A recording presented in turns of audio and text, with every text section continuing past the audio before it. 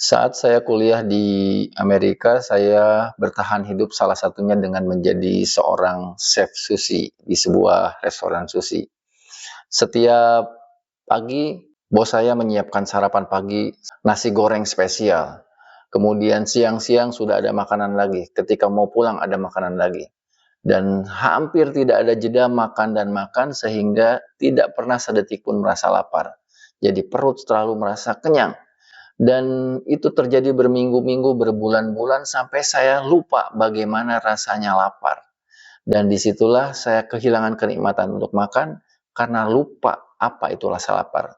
Saya betul-betul masih mengingat momen tersebut, di mana kenyang menjadi begitu menyiksa, karena kita merindukan sesuatu, yaitu lapar.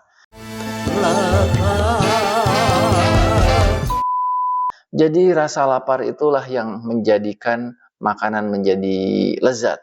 Oleh karena itu ada sebuah pepatah mengatakan, lauk terbaik adalah rasa lapar. Dan Rasulullah juga pernah dikirimi seorang tabib dari negara mitranya, dan tabib itu ternyata tidak pernah bekerja karena Rasulullah tidak pernah sakit. Dan ketika ditanya, "Wahai Muhammad, kenapa engkau tidak pernah sakit?" Maka Nabi Muhammad menjawab sebuah perkataan yang sangat terkenal, "Nahnu qaumun la naqul hatta naju wa idza akalna hatta la nashba." Kami adalah satu kaum yang tidak makan kecuali kami lapar, dan ketika makan tidak sampai kenyang. Sehingga rasa lapar adalah sesuatu yang sangat berharga yang menyebabkan kita makan dengan begitu nikmat. Dan ketika makan pun kita tidak sampai kenyang, sehingga kita tidak kehilangan kenikmatan gara-gara kekenyangan. Dari cerita tadi, saya berefleksi cerita saya sekitar puluhan tahun yang lalu tentang kehilangan rasa lapar tersebut. Saya menjadi teringat sebuah buku dari Thich Nhat Hanh, yaitu How to Eat. Buku kecil sederhana ini tetapi mengingatkan betapa makan adalah sesuatu yang sangat agung dan sangat berharga seperti ibadah-ibadah yang lainnya. Oleh karena itu, di episode kali ini saya akan lebih memperdalam tentang makan, lebih spesifik tentang lapar dan puasa sebagai lanjutan dari episode sebelum-sebelumnya, yaitu tentang makan. Dan Anda akan takjub dengan pembahasan ini karena banyak hal yang mungkin baru kita ketahui tentang keajaiban makan. Ikuti terus Topi Amali di episode ini. Dengarkan, rasakan, ayo mulai. Topi Amali yuk menginspirasi. Kenapa begitu berharga rasa lapar itu? Ternyata manusia itu dirancang dengan sebuah sistem pencernaan yang itu memerlukan jeda. Karena setelah makan, kita memerlukan waktu yang cukup panjang, 24 sampai 72 jam untuk mencerna makanan yang baru kita makan. Sehingga kalau kita makan dan makan terus, maka tubuh kita akan kehilangan kesempatan untuk mencerna. Baru tadi makan, dia perlu mencernanya 24 jam sampai 72 jam, udah makan lagi. Bayangkan sebuah pabrik diisi untuk produksi, yang ini belum selesai, udah masuk lagi produksi yang lain, masuk lagi produksi yang lain, sehingga menumpuk. Nah, padahal manusia ini diciptakan untuk mengisi waktunya untuk hal-hal produktif. Makan itu hanya satu kegiatan yang itu harus diberi jeda agar energi itu bisa diolah dan diserap dengan baik. Oleh karena itu, jeda untuk tubuh kita agar dia bisa mengelola makanan itu sangat penting, dan kita mungkin mengenalnya dengan kata puasa. Atau kalaupun tidak kita puasa, minimal kita jeda untuk tidak makan dalam waktu tertentu. Dan ternyata para ilmuwan menemukan betapa dahsyatnya jeda itu, baik dalam bentuk puasa atau jeda-jeda yang lainnya. Kenapa? Karena ketika jeda itulah nanti kita akan menemukan sebuah titik di mana tubuh kita merasa lapar.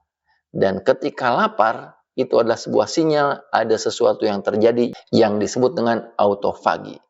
Apa ya autofagi itu?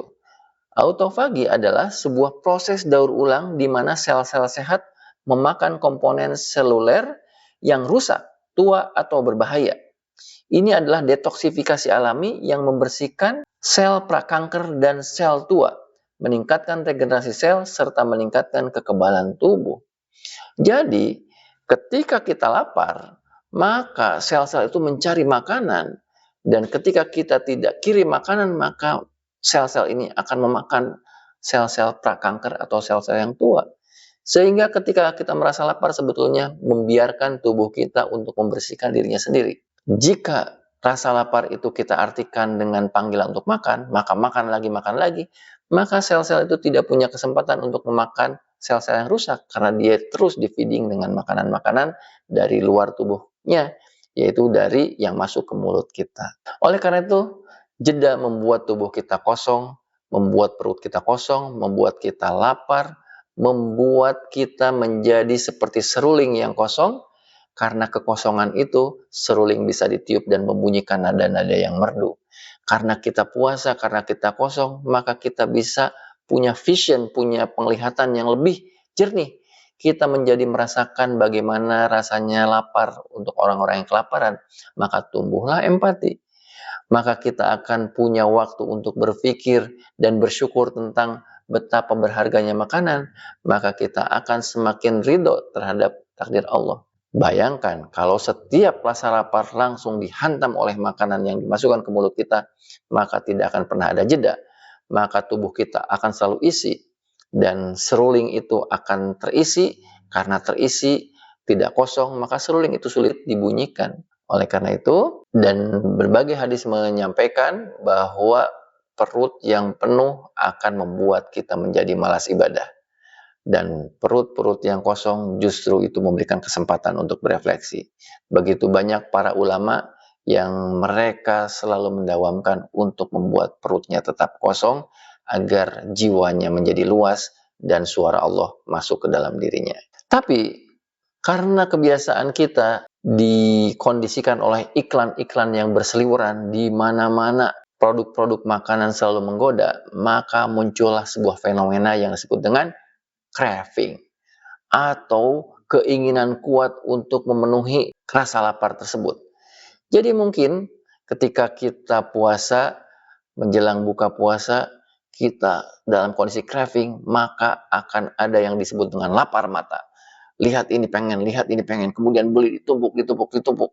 Kemudian ketika buka puasa, kita balas dendam, dan akhirnya craving tadi itu berdampak pada kita makan berlebihan. Atau ketika kita bekerja, kita craving, kemudian kita membeli snack, kemudian kita bekerja sambil makan snack tanpa jeda. Jadi perhatian kita terbagi dua pada pekerjaan dan pada makanan. Makanan tidak mendapatkan perhatian sempurna dan pekerjaan tidak mendapatkan perhatian sempurna. Sehingga makanan itu tidak memberikan energi yang maksimal karena kita tidak memberikan perhatian yang penuh. Dan kalau craving itu terus kita penuhi, maka craving itu akan semakin kuat energinya dan menguasai kita. Dan kapanpun kita menginginkan, maka kita selalu mengabulkan. Maka kita menjadi budak dari craving tersebut. Itulah yang menyebabkan begitu banyaknya konsumerisme dan sekarang muncul dengan fenomena-fenomena obesitas yang sudah menjadi wabah. Nah, puasa sebetulnya adalah sebuah kondisi melaparkan diri dan menahan diri kita dari craving. Dan kalau kita berhasil mengosongkan diri dari makanan, memberi jeda pada tubuh kita untuk membersihkan dirinya, kemudian kita bisa melawan craving, maka ketika kita makan sebagai healing. Eating is healing. Jadi ketika kita makan, maka kita penuh kesadaran bahwa makan ini bukan untuk memenuhi craving tadi. Makan ini bukan kita ingin, tetapi makan ini karena butuh. Karena tubuh kita perlu energi, perlu nutrisi. Maka eating is healing. Karena kata Steve Jobs, jika kamu tidak bisa menjadikan makanan kamu sebagai obat, maka tunggulah suatu hari obat akan menjadi makananmu. Mungkin ketika kita makan, jika kita memenuhi craving, maka makanan-makanan itu biasanya kalau tidak manis, gurih. Pokoknya makanan-makanan itu memenuhi keinginan mulut kita, keinginan selera kita, bukan memenuhi kebutuhan tubuh kita.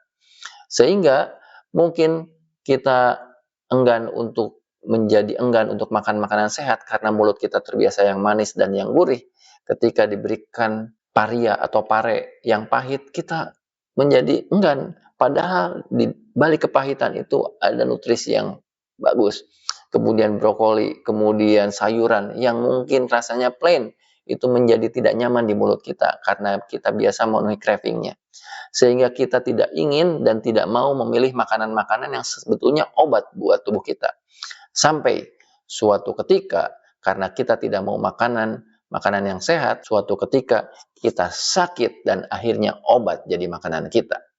Ketika kita tidak bisa menjadikan makanan sebagai obat, maka suatu hari obat akan menjadi makanan kita. Begitu banyak orang yang sekarang tidak bisa makan apa-apa karena dia harus begitu banyak mengkonsumsi obat ini, obat itu, suntik ini, suntik itu, sehingga tubuhnya dipenuhi obat-obat. Karena dulunya dia tidak menjadikan makanan-makanan sehat sebagai obat.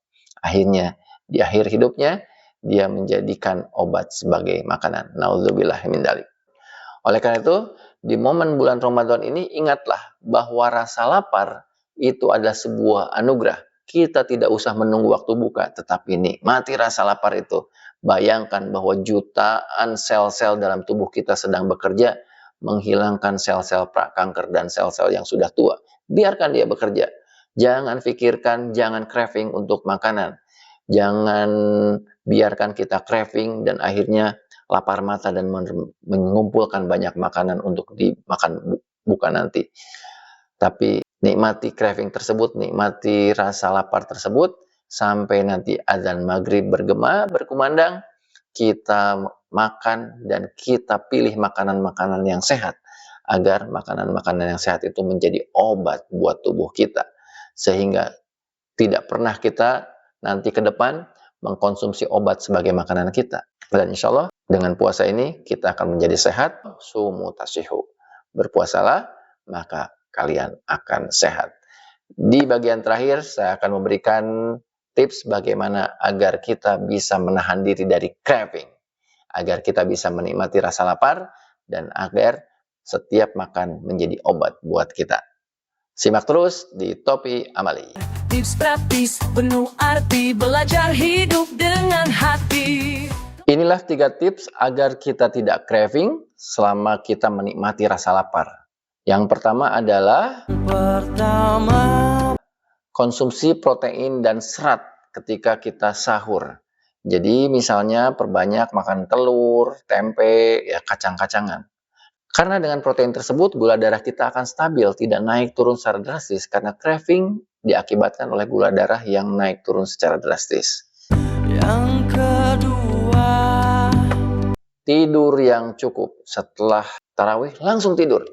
Karena ternyata kekurangan tidur itu menyebabkan hormon lapar bisa ngamuk, ya, sehingga lebih ingin makan makanan yang manis dan tinggi kalori, kemudian nafsu makan lebih sulit dikontrol.